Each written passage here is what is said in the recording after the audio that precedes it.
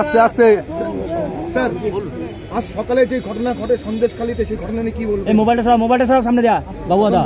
তদন্ত করতে তাদেরকে আক্রান্ত হতে হয়েছে। তদন্ত আটকানোর জন্য এর আগে পর্যন্ত বিভিন্ন মামলা মোকদ্দমা করা হচ্ছিল মানুষের পয়সা খরচ করে, এবং কোনো অন্যায় কোনো দুর্নীতির তদন্ত করতে গেলেই, তদন্তের আদেশ দিলেই তার বিরুদ্ধে সুপ্রিম কোর্টে চলে যাওয়া হচ্ছিল। সুপ্রিম কোর্টে যাওয়ার অধিকার অবশ্যই আছে প্রতিটা মানুষের, প্রতিটা অথরিটি। কিন্তু কি করার জন্য যাওয়া হচ্ছে আমি তো আজকে জানতে চাইবো যে মোট কত টাকা খরচ হলো এই তদন্ত আটকানোর জন্য। সুপ্রিম কোর্টে গিয়ে কত কোটি টাকা পশ্চিমবঙ্গ সরকার খরচা করলো। আপনি সকালবেলা রাজ্যপালের হস্তক্ষেপ চেয়েছেন, রাজ্যপালের হস্তক্ষেপ, রাজ্যপালের বিষয়টা দেখুন যে রাজ্যপাল কেন এখনো পর্যন্ত কনস্টিটিউশনাল মেশিনারি ধ্বংস হয়ে গেছে এটা ডিক্লেয়ার করছেন। তিনি ডিজিকে তলব করেছেন। তিনি কাকে তলব করেছেন আমি জানি না।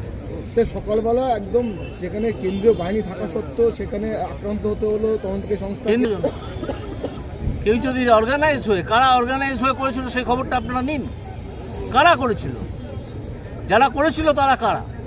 সরকার পক্ষের কেউ কেউ বলছে মস্তানি করতে গেছিল সিবিআই, কেন ইনফরমেশন দেয়নি, ইনফরমেশন দিয়ে কেন যায়নি পুলিশকে কেন?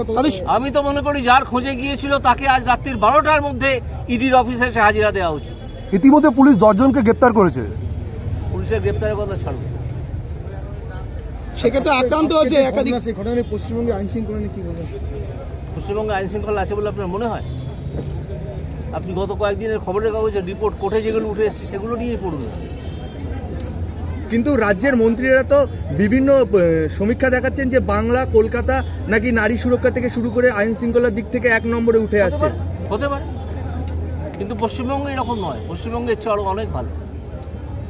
সেক্ষেত্রে এ রাজ্যে ইতিমধ্যে বিভিন্ন জায়গায় পোস্টারিং হচ্ছে বিকল্প রাজনীতি। তাহলে কি পশ্চিমবঙ্গে যে রাজনীতি দলগুলো আছে তাদের উপর ভরসা হারাচ্ছে মানুষ? সেটা সম্বন্ধে, রাজনৈতিক সম্বন্ধে, বিষয় সম্বন্ধে আমি সরাসরি কোনো মন্তব্য করব না। হ্যাঁ, আপনি একটা যেটা বিষয় বলছিলেন যে গান নিয়ে, রবীন্দ্রনাথের যে গানের বিকৃতি হয়েছে সেটাকেই তো আবার রাজ্যের সঙ্গীত করার একটা পরিকল্পনা চলছে। সেই শব্দটি বিকৃত করা হচ্ছে না, এরকম কথা কানে এসছে, এরপর দেখা যাক। কিন্তু সেটাকে তো আবার রাজ্যেরও সঙ্গীত করা হচ্ছে, সেই বিষয়ে কি বলবেন? রাজ্যের সঙ্গীত করা হচ্ছে তাতে অসুবিধে গিয়ে, একটা রাজ্য যদি নিজের সঙ্গীত তৈরি করে বা সঙ্গীত হিসেবে কোনটাকে গ্রহণ করে তাতে তো অসুবিধে কিছু নেই, কিন্তু কথা পাল্টে দেওয়ায় অসুবিধে আছে। স্যার, একটা যেটা বিষয়, বছর 23 শেষ হয়ে 24 চলে এলো, চাকরি প্রার্থীরা রাস্তায় বসে তারা কিন্তু বারবার একটা কথা বলছে, আমরা কবে নিয়োগ পাবো। যে চাকরি প্রার্থীরা রাস্তায় বসে আছেন আমি তাদের কাছে এর আগেও বলেছি যে রাস্তায় বসে থাকবেন কেন? আপনার যদি মনে করেন আপনার লিগ্যাল রাইট আসে, আপনি আদালতে আসুন। অনেকে তো এসে আদালতে এসে চাকরি নিয়ে গেছেন, আপনারা রাস্তায় বসে আছেন কেন?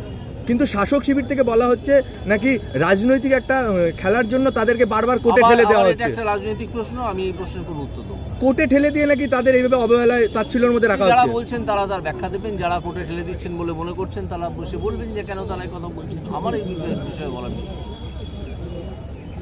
ঠিক আছে, thank you sir, thank you.